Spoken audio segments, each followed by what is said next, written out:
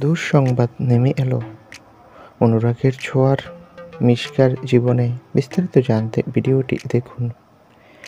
মাকে ছেড়ে প্রেমিককে বেছে নেয় মিশকা।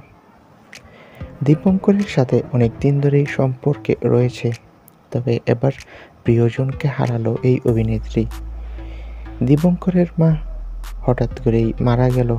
রবিবার ফেসবুকে নিজের দুঃসংবাদ ভাগ করে নেন অহনা দত্ত।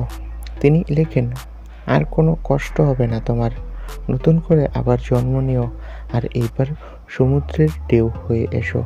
তোমাকে শেষবারের মতো তোমার পছন্দের জায়গাতে নিয়ে যেতে পারলাম না, তবে পরের বার দীপঙ্কর আর মৌসুমীকেই ছেলেমেয়ে রূপে গ্রহণ করো।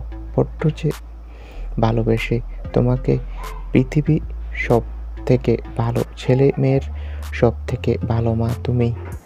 আর আমাদের ব্যাপারে নাই বা বললাম, আবার দেখা হবে আমাদের। আবার ওষুধ খাওয়ার জন্য বকবো তোমাকে, আবার চুড়িদার জোর করে পরাবো, আবার আন্টি বলে ডাকবো। তো বন্ধুরা, দীপঙ্করের মাকে হারিয়ে কান্নায় ভেঙে পড়ল অহনা দত্ত। এ বিষয়ে তোমাদের মন্তব্য কি? কমেন্ট করে জানাও। সকলকে ধন্যবাদ।